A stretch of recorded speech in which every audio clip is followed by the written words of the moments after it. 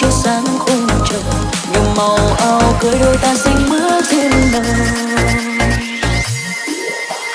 Cả một trời thương